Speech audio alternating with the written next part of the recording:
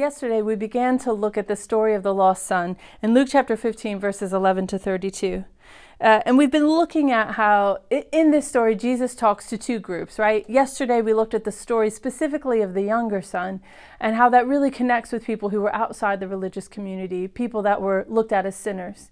But today, we're going to look at the story of the older son and actually what Jesus is saying to that religious community, those Pharisees and teachers of the law who were listening in to these stories.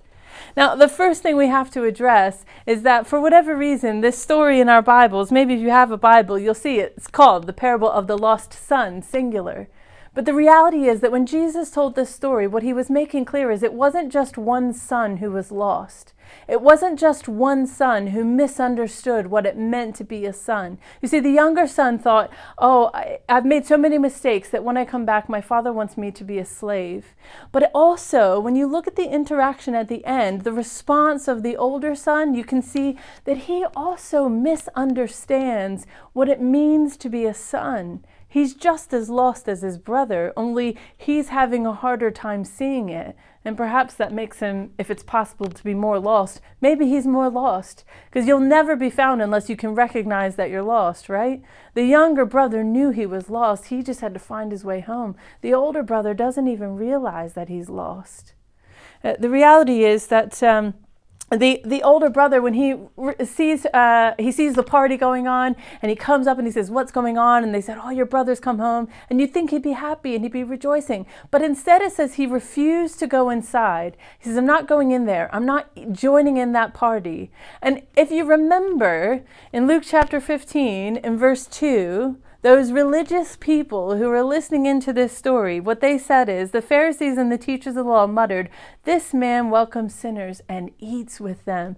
Jesus is making it clear, I'm talking to you, those religious people who refuse to even come into the party. You won't come in. You're supposed to be seeking those who are lost, and then when they come home, you won't even come near them. You see, Jesus is making it clear he's speaking to them.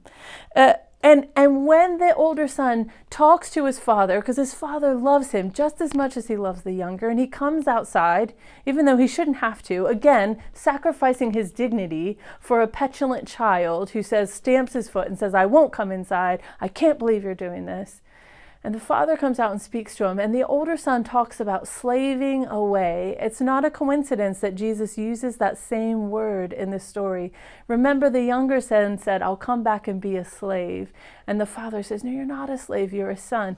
And the older son says, "Here I am, slaving away for you." He's talking about his relationship with this father in language that is more transactional than relational. He says, "I've worked for this and I deserve it. I've earned a wage, not because I'm a son, but because I've slaved for you." And the father responds in the same way that he would to either of his sons. He says, "You're not a slave." His response in verse 31, he says, "Everything I have is yours. You're not a son, or you're not a slave, you're a son. Everything I have, it already belonged to you. You just had to ask for it. It was already yours. So come inside and be a son." Stop waiting outside and saying, "I'm a slave who's worked for a wage. Now give me what I've earned." What Jesus is saying is you cannot earn your rescue. You cannot earn your salvation. And no amount of good works, no amount of Bible studies and going to church makes you deserving of anything that God offers you. He offers it to you as a son or a daughter.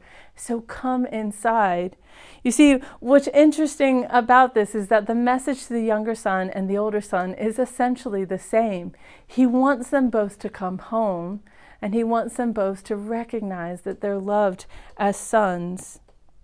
The same was true for these religious leaders. God's promises had already been offered to the nation of Israel. The father came out for the older son. Jesus came for the Pharisees as much as he did for the sinners. But all they wanted was to follow rules. All they wanted was to hold Jesus up to their rules and their laws and say, "You're not doing the right things." And they couldn't see their need for rescue. My question for you is, perhaps as you read this story, you can't relate to the lifestyle of the younger son. You say, no, I haven't made those choices. I've made good choices. There's no doubt in my mind that there are any number of people who go to church every Sunday, but they're just as lost as the sinner who runs away. That some of you are in church all the time, but being in church does not make you a Christian any more than standing in a garage makes me a car. It's just not true. The only thing that makes us a son or daughter of our Heavenly Father is accepting what Jesus did for us and recognizing that we're just as lost as anyone else, and we're just as helpless, and there's nothing we can do to deserve it. And Jesus would make the same offer, your Heavenly Father would make the same offer to you that He made to your younger sibling yesterday, and that is just come home.